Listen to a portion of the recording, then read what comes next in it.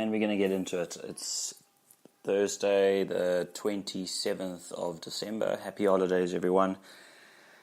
I've had a bit of a break, haven't played around for the last week, and it's quite interesting just to look at what I had created and what was sort of lost in the short term. But very up and down day. Looking forward to obviously working on some things that have creeped into the game, but the results were a 76 gross off the white tees off the Woods course at Mount Edgecombe, and it was a gunshot start, meaning that I had to start on the 15th, which was an 8 iron, which I did not obviously get myself completely wrapped around, or didn't actually stripe the line that I wanted to start on. And I think, look, that could have come from maybe not trying to go to the range and hit too many balls. It was a sweltering hot day. Definitely going to move quite a lot in that type of heat. To keep still was going to be very challenging. Drinking a lot of water, staying hydrated. And then also just the sweaty palms can actually creep into a lot of the fundamentals. So it was probably the worst possible start off the par 3 15th, where an 8 iron was a leak to the left, and I had to take a penalty with line of entry and try and scramble a 4 up and down, and I duffed a chip, which took those chances out of the window. So I had to settle for a double bogey start, and then hit a pretty poor tee shot off the stroke 1, and hit a very good 3 iron from a way back, a 192 meter distance, knowing that it was into the wind uphill, leaving it maybe 10-15 feet short, and couldn't up and down from that position. Then I knew that it was on. It was going to be a day where there was going to be a few things that I could control, and I was going to have to factor that into some of the decisions moving on. So to go to the 17th hit, the drive that I wanted to hit it previous hole, that was there. I felt like I hit a decent wedge opportunity to put myself at least outside 10 foot, but inside 15 foot for a downhill right to lefter, and that's where the theme of the day, with probably about 90 to 95% of all right to lefters downhill, were missed on the low side. A lot of those chances were for birdie, which means that a lot of my birdies weren't actually set up below the hole, and not giving myself the most aggressive putt to get in. The 2 birdies that I did manage was an uphill left to righter, and then I had a downhill right to left on the 9th and the 11th green respectively.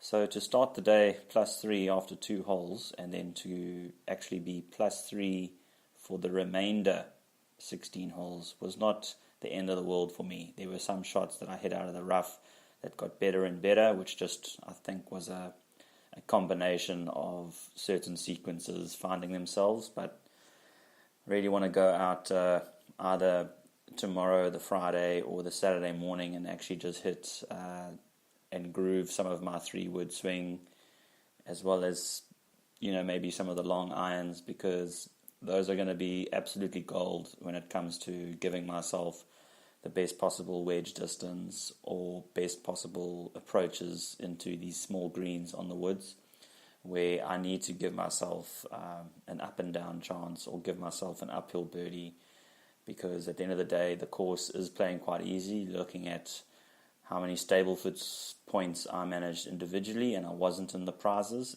the difference is 4 to 5 Stableford points, which I think I am definitely giving away to the course still, due to the experiment early on with the rounds 1 to rounds 5, showing that the up and down percentage and the chipping practice needs to be addressed. I think from Steve's lesson, I didn't find the left hand taking over with some of the chipping and the pitching and the lobbing distances, which were generally characterized from about 15 to 35 yards out. And those first bounces that my chips are getting, they just have absolutely no distance control. So that's where I should really spend most of my time. The putting, on the other hand, was on a different level. I felt like I gave myself the best possible chances for probably one of my best putting rounds of the year. it is still 2018, but we are in the 2018-2019 season, which means January and February and March are going to be a complete reflection on what I'm currently working on. And with the 3 wood obviously looking as good as it is, I still don't need to take driver and flash for, I don't need to get myself out of alignment like I do when I try and bust a driver. A 3 wood swing and a hybrid swing are just as good. It's just some of the sequences out at the transition.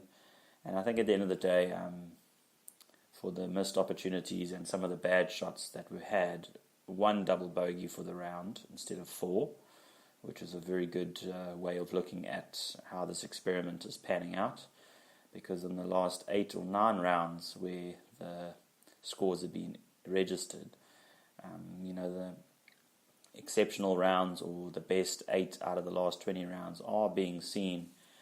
In the last 8 rounds, 6 are being underlined. And this means for me that the consistency is there, and that's obviously what I was wanting more than any distance, more than any length. The consistency for me will be what I'd like to maintain and sustain. And the short game and the chipping practice is where I should be spending most of my time, even if it's a short 30-minute or 35-minute period. I need to work on that 15 to 35 yard carry, and then what does the ball do after that? I thought some of my bunker shots were pretty decent. I definitely didn't have the theory wrong with regards to keeping the face open. The rough shots got a lot better. I think just some of the decisions to maybe have a bigger tack angle doesn't need to be like that all the time. But definitely chipping and getting up and down from areas where you can get a bit greedy, that's going to be the difference. Spending more time maybe with the 105 meter approaches through to 135, I need to be deadly with that distance. I mean, even up to 145 meters, you should be deadly. I mean, that 8 iron that I hit as the first shot of the day, I mean, there was not much that could go wrong if I was right with my target, but it seemed as though I didn't know where to actually start. I didn't really know where to actually set up. You end up taking a line towards the trouble area and you weren't ever going to sort of hit away from the trouble.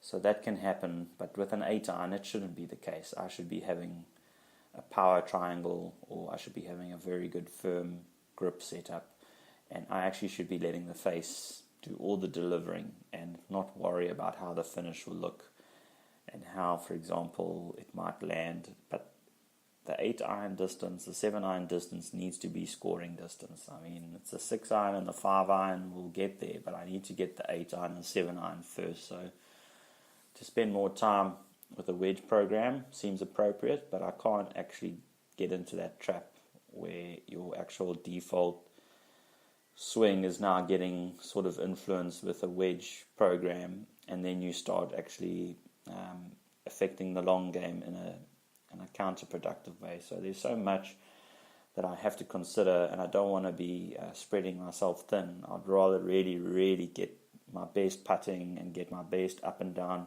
percentages done first. And if my 8 iron is going to miss around the green, then I've at least got the ability to actually rectify that mistake. So I think that's going to be really key. If I just look at tomorrow, I've got a Saturday round booked, good tee off time, probably playing the woods again, and this time playing off the 10th first. So this could be really interesting.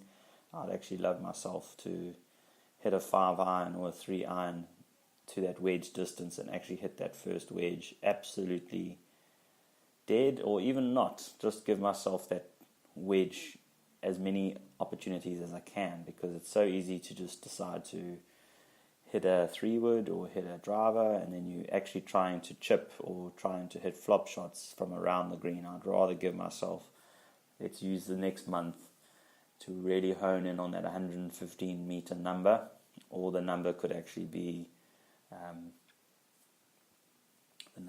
around 128 or 129 yards, And I think that has to be the difference. You have to give yourself another set of weapons so that there's a scoring opportunity at least 3 or 4 times in a round when you have that club in your hand. Where right now, where I am sort of scraping 2 birdies in one round, those aren't a given. Those are because of exceptional putt that's being made, or some luck, or some circumstances have gone in my way. I think 4 birdies a round has to be a product of those 4 par 5s where you actually don't have to hit that second shot and have a 2-putt birdie, but actually maybe in some instances get yourself out of trouble, and then from 115 meters out you convert those par 5s. So there's 3 par 5s on the woods. So let's just say, look, there's definitely 3 birdies available tomorrow, and then if I could actually convert at least 2 of the par 3s, because there's 5 par 3s, I mean, there you're looking at, you need 5.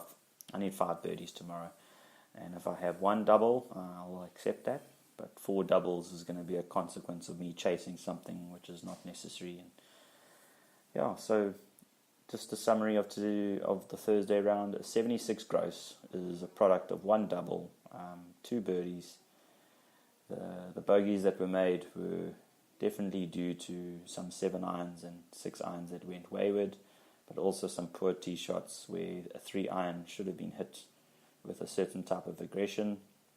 And once again, there's a difference between my touch and when I have to get into the long game, and there's a sequence that is not being met with the long game.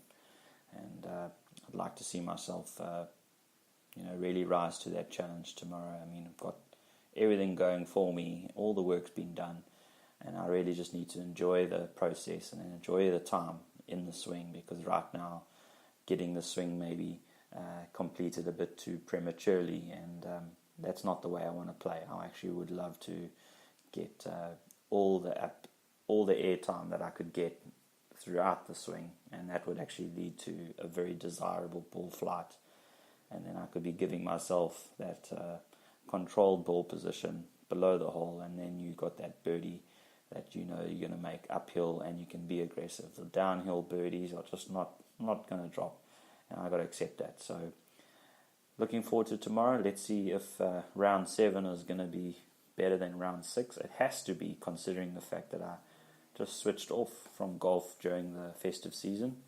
And then to see what your natural tendencies are, I think that's going to be very, very visible if you haven't actually been giving yourself that mantra every time you need to make a shot and get close. And I think the default definitely finds a way in very peculiar times, and I've just got to be able to think my way the best way I can through that process.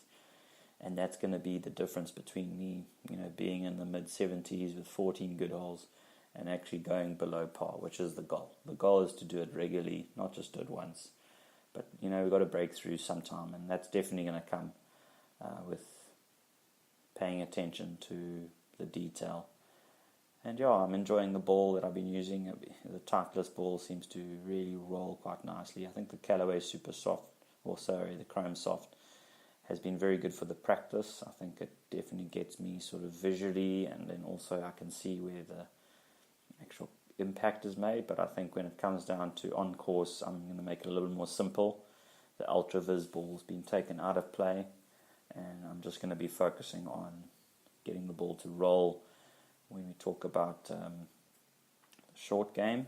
And then I think at the end of the day, getting my body to completely turn on a dial when the long game presents itself. And then those ball flights are going to be all very different, but they have their own characteristics that are playing out. So that's it for today. That is the 27th of December round review, and looking forward to round number 7 coming up on the 29th of December at the Woods.